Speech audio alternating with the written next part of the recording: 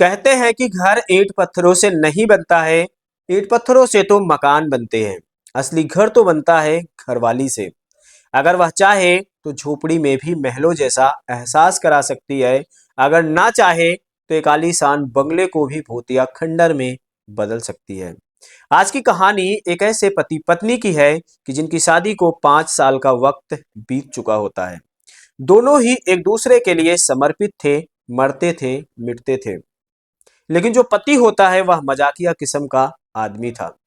एक दिन वह मजाक के लहजे में अपनी पत्नी को ऐसी बात कह देता है कि जो उसके दिल में चुभ जाती है। उस बात पर विवाद होता है, बात हाथापाई तक पहुंच जाती है। इसके बाद फिर पत्नी रूठ कर अपने मायके चली जाती है। पति को इंतजार होता है कि वह लौट कर आएगी, लेकिन पत्नी खुद अपने पति का इंतजार कर रही थी कि आएंगे, माफी मांगेंगे और मुझे लेकर चलेंगे। लेकिन ऐसा होता नहीं है। दोनों में से कोई नहीं जाता है। सालों का वक्त बीत जाता है। आखिरकार मामला कोर्ट में पहुंच गया। फिर दोनों का तलाक भी हो जाता है। लेकिन तलाक होने के बाद कहानी खत्म नहीं होती है, बल्कि असली कहानी यहीं से शुरू होती है। समय करवट लेता है।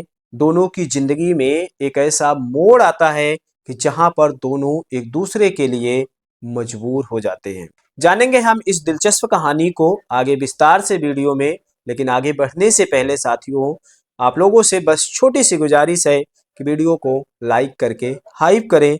अगर नए हैं तो चैनल को भी सब्सक्राइब करें। नमस्कार साथियों, यह कहानी है अमित और नेहा की। अमित एक बड़े घर का लड़का, अच्छी खासी प्रॉपर्टी, पैतृक संपत्ति और एक कंपनी में अच्छे पोस्ट पर नौकरी करने वाला। जबकि नेहा एक साधारण सी लड़की, मध्यम परिवार से। दोनों की शादी धूमधाम से हुई। नेहा दुल्हन बनकर अमित के घर गई। ससुराल में जाकर उसे एहसास हुआ कि जैसे ससुराल में ना होकर वह किसी स्वर्ग में हो। घर वालों ने इतना प्यार दुलार दिया कि उसे मायके की याद नहीं आती थी। समय बीतने लगा। दाम्पत्य जीवन खुशहाली पूर्वक बढ़ रहा था। धीरे धीरे करके समय 3 साल का बीत गया। एक दिन नेहा की तबीयत खराब होती है। उसे उल्टियां होने लगी तो अमित उसे लेकर अस्पताल जाता है। जहां पर चेकअप होता है तो पता चलता है कि घर में खुशखबरी आने वाली है। नेहा मां बनने वाली है। अब बीवी की देखभाल करने के लिए अमित नौकरी से छुट्टी ले लेता है। जैसे जैसे समय बीत रहा था, डिलीवरी की डेट करीब आ रही थी, वैसे वैसे अमित की उत्सुकता भी बढ़ती जा रही थी अपने उस बच्चे के दीदार के लिए। आखिरकार समय आने पर नेहा ने एक बच्चे को जन्म दिया, जिसका नाम बड़े प्यार से आरव रखा गया। बेटे के आने पर माँ बाप बेहद खुश हो गए। लेकिन यहीं से जिम्मेदारियां भी बढ़ जाती है। एक पिता की जिम्मेदारी धीरे धीरे बढ़ेगी जैसे जैसे बेटा बड़ा होगा या बच्चे बड़े होंगे। लेकिन एक माँ की जिम्मेदारी पैदा होते ही तत्काल प्रभाव से बढ़ जाती है। छोटे से बच्चे का ध्यान रखना, कपड़े बदलना, दूध पिलाना, तमाम जो औपचारिकताएं होती हैं एक माँ के लिए बच्चे के प्रति, वह सब नेहा शुरू कर देती है। अब इसके बाद वह एक दिन अपने पति से फिर कहती है कि अब मैं बच्चे की देखभाल करूंगी, तुम फिर से ड्यूटी ज्वाइन कर सकते हो। अमित ने फिर ड्यूटी ज्वाइन कर लिया और अमित ऑफिस चला जाता। घर पर रहकर नेहा अपने बच्चे की देखभाल करती। समय इसी तरह बीत रहा था। धीरे धीरे करीब 6 महीने से ज्यादा का वक्त बीत जाता है। जो पति पत्नी शादी से पहले कहीं घूम लेते थे, टहल लेते थे, कहीं भी आना जाना होता था कर लेते थे, अब उसमें कुछ बंदिशें भी लागू हो जाती हैं, एक छोटे से बच्चे की वजह से। लेकिन नेहा हार नहीं मानती है, बल्कि अपने आप को समर्पित कर देती है अपने बेटे के लिए। इस कदर वह बच्चे की परवरिश में व्यस्त हो जाती कि अपने आप को ध्यान देना कम कर देती है। जो शादी से पहले नेहा का शौक होता था, सजना संवरना, वह सब कम हो जाता है। यहाँ तक कि वह टाइम से खाने का भी ध्यान नहीं दे पाती है। नतीजा ये होता है कि धीरे धीरे उसके शरीर का आकार बढ़ने लगता है, वह और ज्यादा मोटी हो जाती है। अब जब पति को लगता है कि पत्नी हमारी मोटी हो रही है, तब वह मजाकिया लहजे में नेहा को मोटी कहकर पुकारता। लेकिन नेहा पति की बात को बुरा नहीं मानती, बल्कि मुस्कुरा देती। लेकिन फिर भी उसके मन में एक टीस होती, एक चुभन होती जो कभी कह नहीं पाती। इसी तरह से फिर अमित कहना शुरू कर देता है अपनी पत्नी को। अब वह घर पे चाहे कोई दोस्त यार आ जाए या कोई और व्यक्ति आ जाए, रिश्तेदार आ जाए, उनके सामने भी उसके मुंह से यही लफ्ज निकल जाता। एक दिन की बात है, रात में आरव की तबीयत खराब हो गई। वह रात भर रोता रहा, दवा दिलवाई गई, लेकिन वह उसे आराम नहीं हुआ, जिसके कारण वह जो नेहा होती है वह सो नहीं पाती है। और सुबह अमित ड्यूटी पर चला जाता है। इसके बाद भी जो माँ होती है वह बच्चे के लिए गोद में लेकर बैठी रहती है कि आराम हो जाए, फिर भी वह रोता ही रहता है।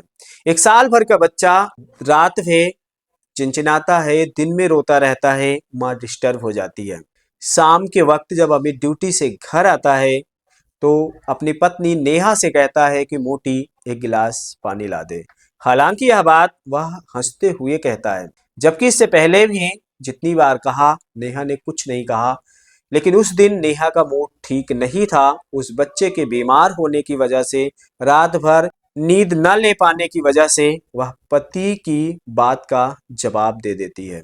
जब नेहा जवाब देती है तब अमित को थोड़ा बुरा लगता है, लेकिन दोनों के बीच में बातचीत और ज्यादा बढ़ जाती है। यहाँ तक बात पहुंच जाती है कि एक दूसरे के ऊपर हाथ तक उठा देते हैं। पत्नी के हाथ उठाते ही अमित इस कदर गुस्से में आग बबूला हो गया कि वह उस पर बेरहम हो जाता है। फिर नेहा रूठ कर अपने ससुराल से मायके चली जाती है, लेकिन जाते वक्त वह अपने बेटे को भी छोड़ देती है। अब जब माँ बेटे दोनों एक दूसरे से अलग हो गए तो रात भर बच्चा रोता रहता है। अमित के बस की नहीं होती है कि उस बच्चे को चुप करा सके। लेकिन एक दिन बीतता है, 2 दिन बीतता है, धीरे धीरे उस बच्चे की आदत हो जाती है बगैर माँ के। और अमित इंतजार करता रहता है कि पत्नी लौटकर जरूर आएगी। 1 हफ्ते, 2 हफ्ते, महीने, 15 दिन बीत जाते हैं। उधर नेहा इंतजार कर रही थी कि पति खुद आएंगे मुझे ले चलने और मुझसे माफी भी मांगेंगे। बस यही बात होती है। टेक दोनों तरफ से होती है, लेकिन जाता कोई नहीं है। इंतजार करते करते सालों का वक्त बीत जाता है। इधर आरव बगैर माँ के रहना सीख जाता है। वह पिता से इस कदर घुल मिल जाता है कि धीरे धीरे माँ को भूल ही जाता है।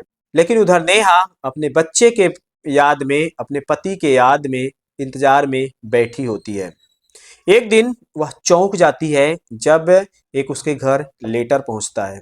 वह खोलकर देखती है तो उसमें तलाक के कागजात होते हैं, जो कि अमित के द्वारा भेजे गए थे। अमित ने भी इंतजार किया कि पत्नी मेरी आ नहीं रही है, और बच्चे का अकेले देखभाल करते करते उसकी भी हालत खराब हो जाती है। अब जो ड्यूटी होती है वह भी छूट जाती है। फिर तारीख जब आती है तो दोनों कोर्ट में उपस्थित होते हैं। वहां पर सुनवाई होती है। लगभग 3 महीने तक ट्रायल चलता है।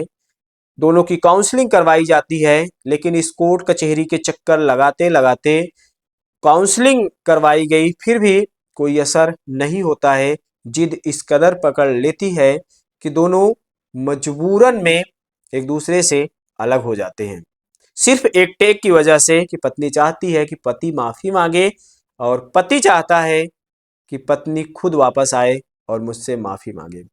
तलाक होने पर जो आरव होता है, जो कि 1.5-2 साल का हो चुका है, उसकी कस्टडी नेहा को मिलती है। शायद कोर्ट को भी लगता है कि एक पिता बच्चे की अच्छी तरह से देखभाल नहीं कर सकता जो कि एक माँ कर सकती है। जो आरव पिता की छांव में पला था, पिता से इस कदर घुल मिल गया था, उनके दुलार पुचकार से वह इतना करीब हो गया था, वह आज अलग हो रहा था। लेकिन माँ के गोद में जाते ही वह रोने लगता। पिता के आंख से भी आंसू आ जाते उस बेटे को रोते देखकर। तमाम लोग जो उपस्थित थे, परिचित थे, वहां पर पुलिस वाले और रिश्तेदार थे, वकील थे, उस बच्चे को बहलाने की कोशिश करते, चॉकलेट देकर, गुब्बारे देकर, खिलौने देकर, लेकिन उस बच्चे के ऊपर कोई असर नहीं होता, सिवाय सुकून मिलता अपने पिता की गोद में। इस दृश्य को देखकर ना सिर्फ माँ बाप ही रो रहे थे, बल्कि जो उपस्थित लोग थे उनके भी आंखों में आंसू थे। लेकिन दोनों मिलते नहीं हैं, बल्कि दोनों का तलाक हो जाता है।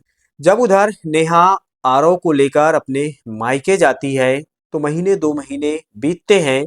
जो आरव पहले माँ के लिए रोता था, आज वही आरव अपने पिता के लिए रो रहा है। और घर पे रहकर अमित भी बेटे की याद में तड़पता।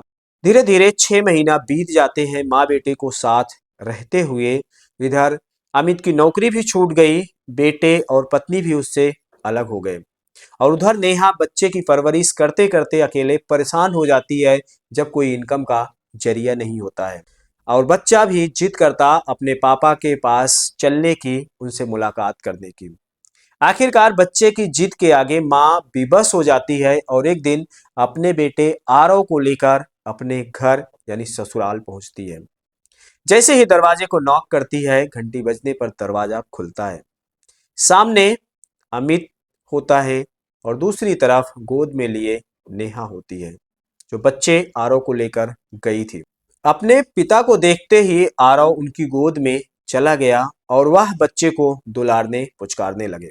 फिर कुछ ही देर में नेहा की तरफ देखते हैं, तो वह एकटक देखे जा रही थी। उसकी आंखों में एक तरस थी, एक पछतावा था। अमित अपनी पत्नी नेहा से कहता है कि दरवाजे के अंदर आ जाओ, लेकिन वह जाने लगती है।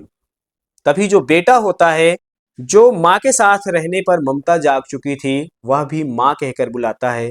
तो नेहा पीछे मुड़ जाती है और फिर दरवाजे के अंदर जाती है, तो पति पत्नी में दोनों में बातचीत होने लगती है। एक बच्चे ने आज माँ बाप को फिर एक करीब ला दिया। तब दोनों को ही अपनी अपनी गलती का एहसास होता है और नेहा भी गलती मान लेती है। और अमित भी, जो उसे मजाक में मोटी कहता था, वह भी उस शब्द को ना कहने की बात कहकर माफी मांग लेता है।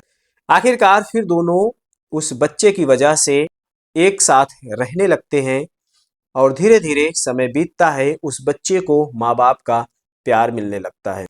इस दौरान अमित अपनी पत्नी नेहा को देखता है, तो पहले जो वह मोटी थी, 6 महीना तक पति से अलग रही, बेटे को साथ लेकर तो शरीर से काफी दुबली पतली हो गई थी। शायद जिम्मेदारियों की वजह से या फिर याद की वजह से, जो अमित को अब फिर से अच्छी लगने लगती है और मजाकिया लहजे में उससे फिर कहने लगता है कि अब तुम्हें मैं मोटी नहीं कहूंगा, बल्कि अब तो तुम काफी सुंदर हो गई हो। इसी बात पर दोनों हंस देते हैं और साथ साथ फिर रहने लगते हैं। कैसे एक गलती से दोनों अलग हुए और एक बेटे की ममता ने माँ बाप को एक साथ एक छत के नीचे रहने के लिए मजबूर कर दिया। साथियों, इस कहानी को सुनाने का मकसद किसी का दिल दुखाना, परेशान करना नहीं है, बल्कि ऐसी कहानियों से समाज में एक बदलाव लाने की दिशा में एक कदम है। साथियों, इस कहानी को सुनाने का मकसद किसी का दिल दुखाना, किसी को परेशान करना नहीं है, बल्कि ऐसी कहानियां सुनाकर समाज में बदलाव लाने का एक कदम है। वीडियो में अंत तक आप लोग बने रहे, इसके लिए बहुत बहुत शुक्रिया।